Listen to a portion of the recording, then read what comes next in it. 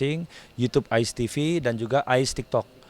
Ais TV di YouTube milik Amar, Ais yang di TikTok milik IBL, dan Instagram milik masing-masing. Itu yang saya dengar ya. Bang, apakah memang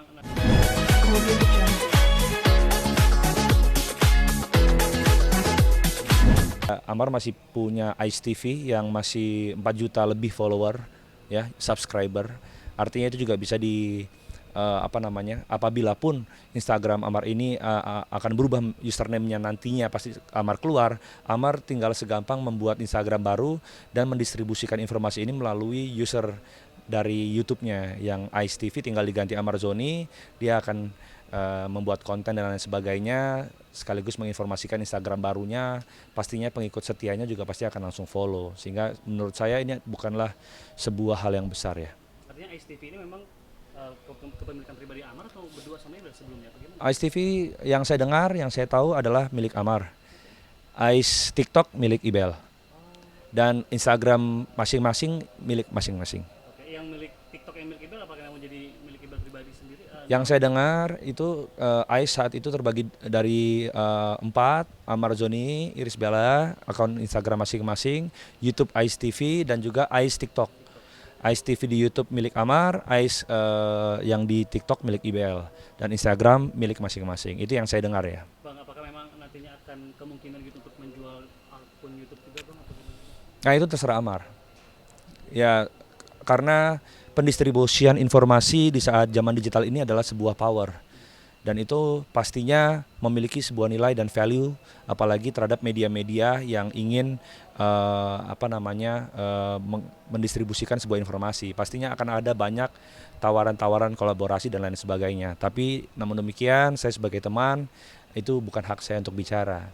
Nanti kalaupun misalnya dia akan menjualkah atau akan berkolaborasi, pasti kan juga saya dimintain tolong gitu. Pasti saya akan bantu. Nah, kemarin kan pas yang mendistribusikan waktu akun Instagram ini, apakah memang ada tawaran-tawaran dari teman-teman artis ataupun dari pihak, maksudnya banyak yang minta nggak sih, Bang, yang untuk kolaborasi atau untuk membeli gitu? Banyak kolaborasi yang menawarkan kolaborasi itu banyak, tapi pastinya kita memilih angka yang tertinggi karena kan ini ada bergain 8 juta follower. Jadi pastinya di saat kita ingin berkolaborasi, kita memikirkan secara matang dan secara hati-hati, pastinya juga secara finansial yang mana yang lebih profitable gitu. Ada public figure nggak sih yang menawar sempat?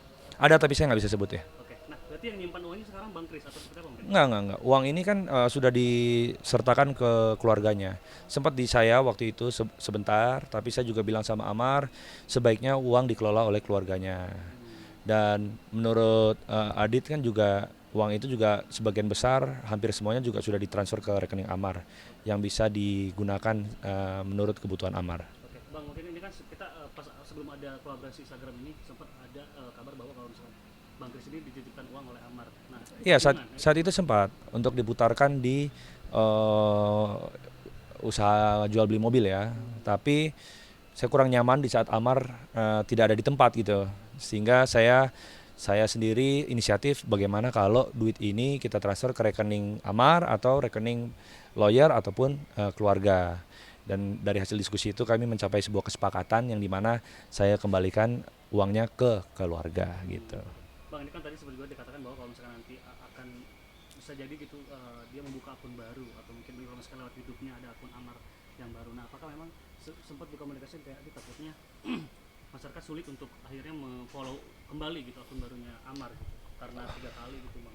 Ya, terlepas dari baik buruknya manusia, itu adalah contoh kehidupan buat kita masyarakat yang bagaimana kita bisa mengambil pelajaran bahwa narkoba itu menghancurkan bangsa, dan itu tidak hanya bisa terjadi oleh Amar tapi juga bisa terjadi dari untuk keluarga Anda. Sehingga alangkah baiknya daripada kita repot-repot berbicara tentang masa depan Amar dan nama baik Amar, lebih baik kita waspada terhadap bahayanya narkoba, karena narkoba bisa menghancurkan keluarga, nama baik, bisnis, dan juga pastinya finansial. Bang, mungkin setelah kolaborasi apakah pernah mungkin Amar semacam kayak menitipkan atau misalkan meminta Abang bawain something gitu untuk hasil dari kolaborasi itu, Bang, atau gimana? Kan sudah ditransfer. Maksudnya kayak Jadi kan dia sudah menerima hasilnya. Jadi nggak perlu lagi karena dalam bentuk nominal yang fantastis itu sudah ditransfer. oke. Bang, untuk terakhir komunikasi dengan pihak Amar kapan mungkin? Cukup sering karena saya masih berkabar, saya handle Aditya Zoni dan Panji Zoni untuk brand maupun sinetron. Jadi pastinya kami sering diskusi tentang Amar dan juga diskusi dengan Om John selaku kuasa hukum Amar. Pastinya sebatas tanya kabar dan lain sebagainya secara administratif. Jadi komunikasi cukup intens ya. Kabar terakhir mungkin kondisi gimana dari Amar? Ya kondisinya baik dan masih cukup berisi badannya dan gue hanya bisa berpesan ini sudah 3 kali, mudah-mudahan lu bisa insyaf dan menjadikan ini menjadi pukulan yang telak dan tidak lagi menyentuh narkoba karena narkoba itu memang bisa menghancurkan keluarga hilang, nama baik hilang, pekerjaan hilang ya. Karena sebelum itu juga sudah ada tawaran yang cukup signifikan tinju di HWS yang nominalnya cukup fantastis juga sebenarnya. Ya, Bang, satu lagi Bang, mungkin ini boleh mungkin di spill dikit gitu siapa pihak yang berkolaborasi di Instagramnya Amar? Yang saya tahu dan yang publik tahu, Amar adalah Kamar Keadilan. Itu adalah sebuah media, sehingga itulah yang bisa saya sampaikan. Jadi itu adalah media yang isi kontennya adalah tentang keadilan.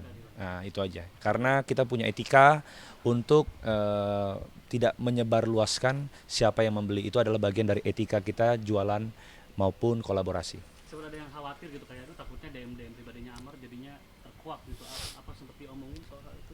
Sebenarnya itu nggak lagi menjadi sebuah kekhawatiran karena semua orang juga udah tahu Amar ada di dalam dan DM yang bersifat suportif maupun bersifat menghujat ya media juga sudah pastinya mengetahui dan mengerti akan konsekuensinya dan mereka nggak ambil pusing.